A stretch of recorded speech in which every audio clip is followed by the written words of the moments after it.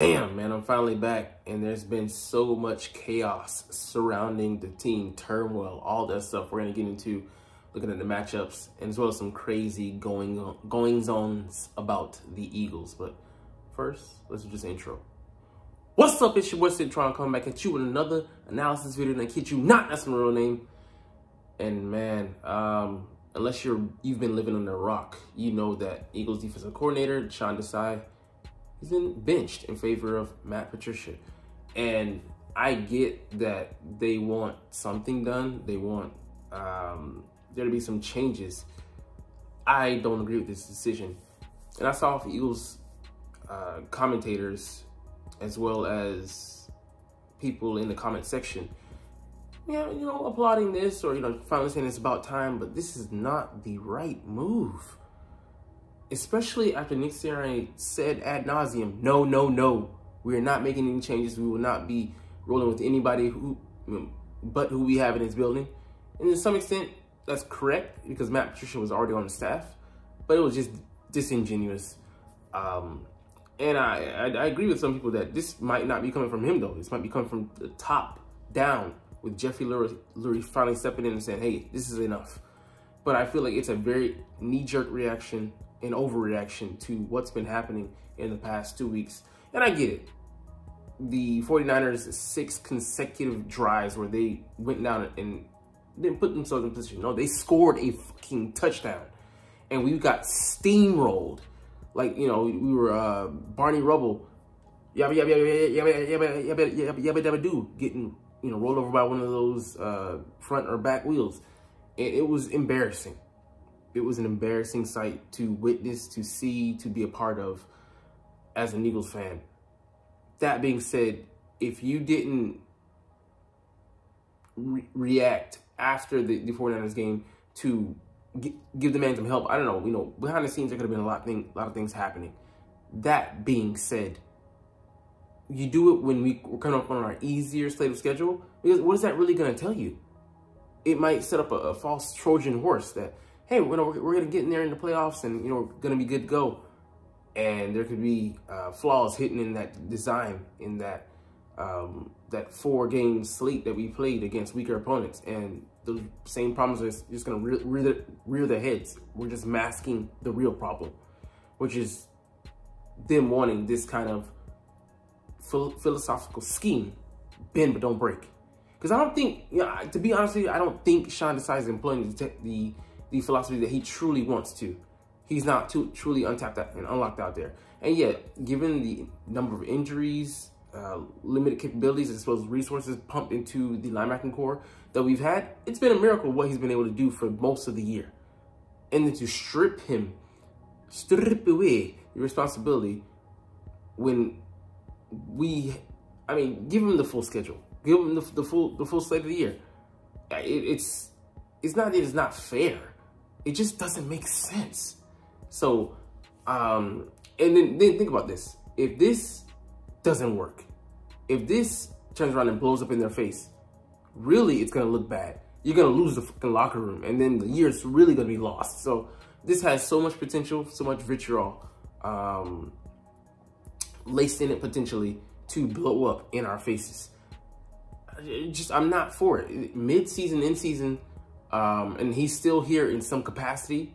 The man is, for all good intents and purposes, he's fired. He's not fired, but he's fired, and you handle it like this. So this is crazy how something parallels to my fucking real life, but he, of course, is not going to want to stay here.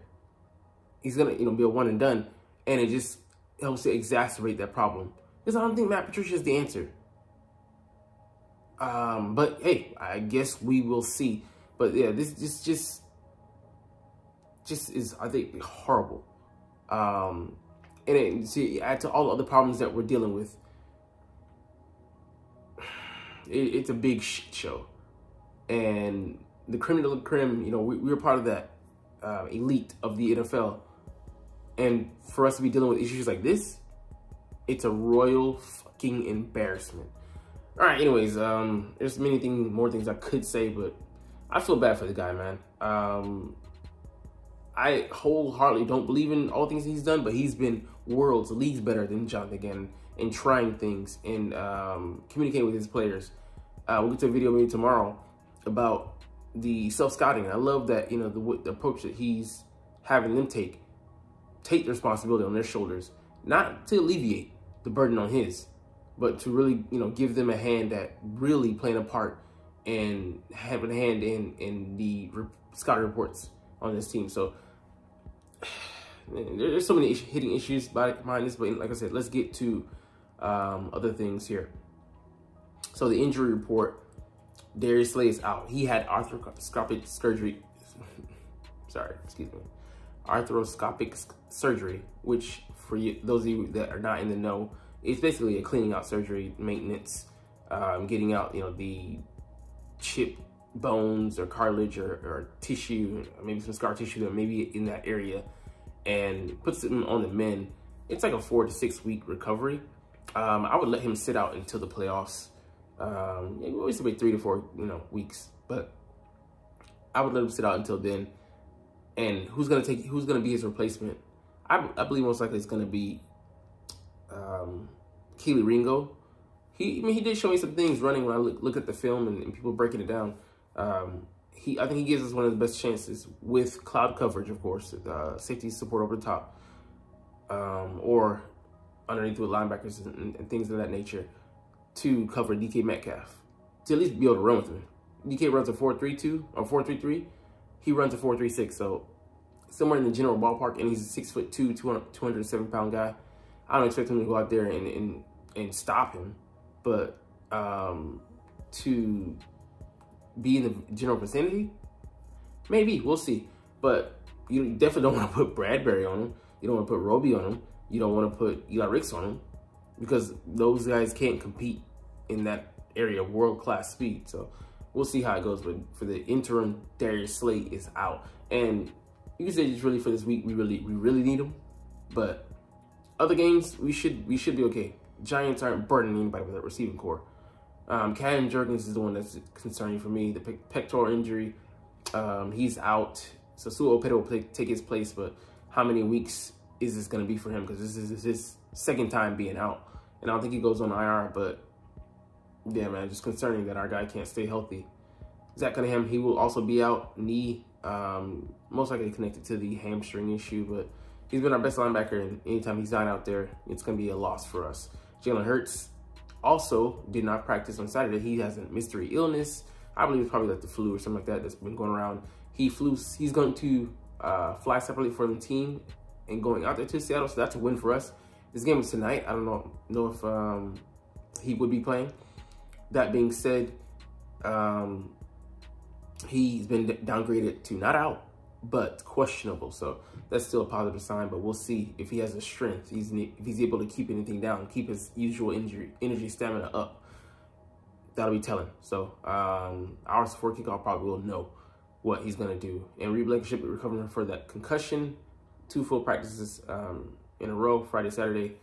So he's good to go. No injury designation. So good to have him back there. But, man, this is going to be a doozy of one, because we'll get into the matchups. But, man, the Seahawks are not going to just come out there and lay down. They haven't won a game in a while for a week, 4 games. We haven't won in 2 weeks. So we're both in dire straits as far as at least our mental capacity.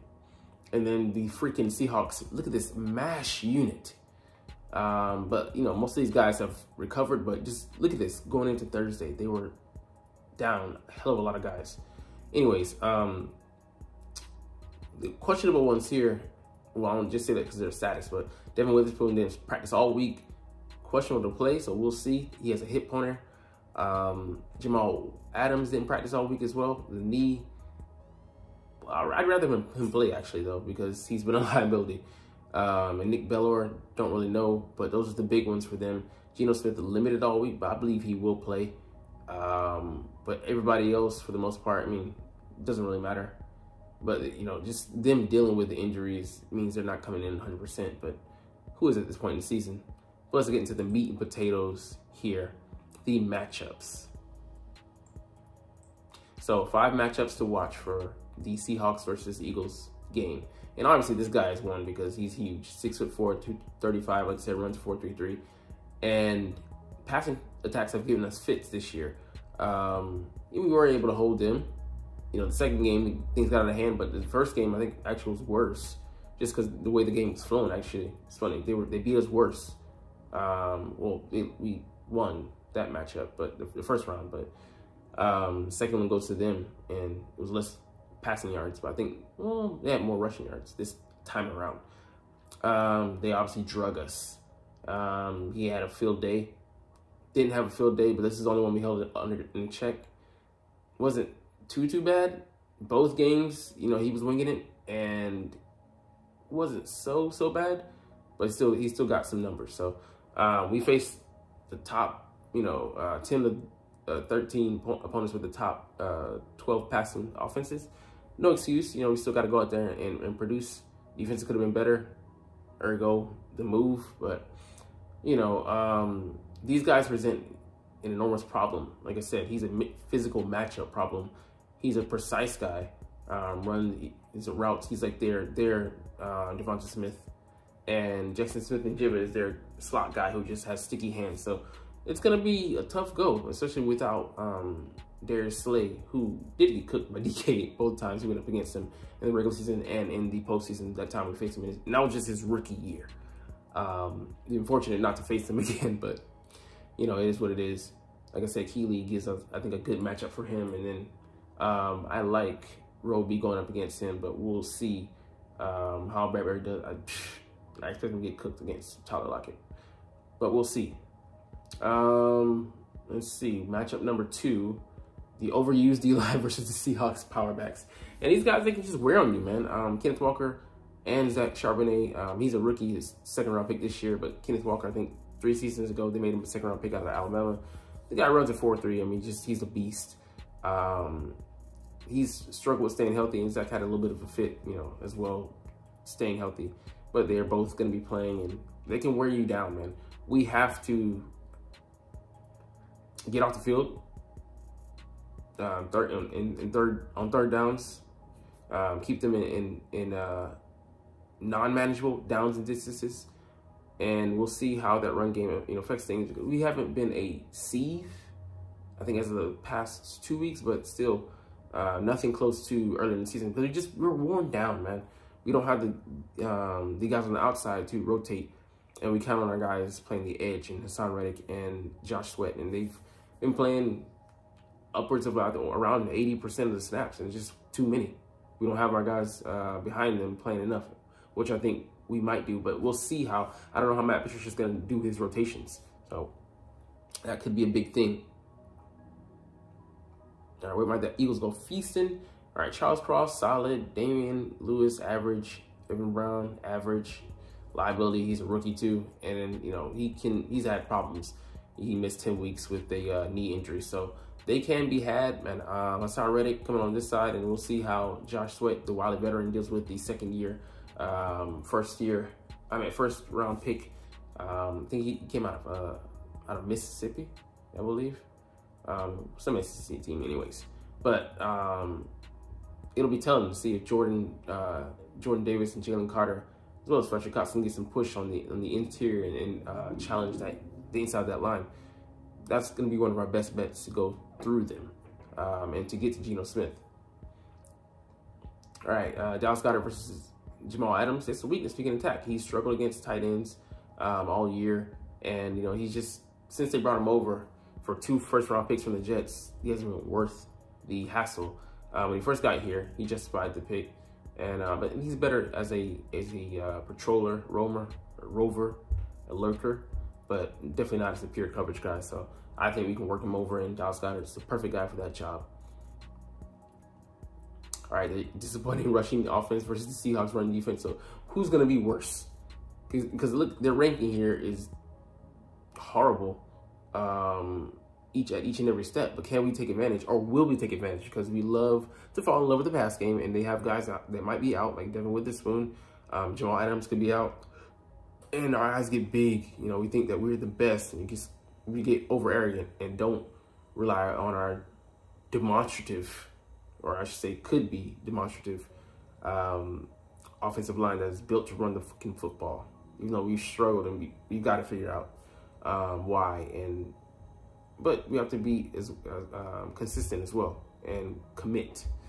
Not something I'm really trusting us to do. But anyways, we're going to stop here. Shorter video for me, but I love talking about the Eagles, and I'm happy to be back, and love making these videos. So we're going to chunk the deuces. But as always, it's fly, Eagles, fly, and let's motherfucking go. Like, comment, share, subscribe Thanks for watching.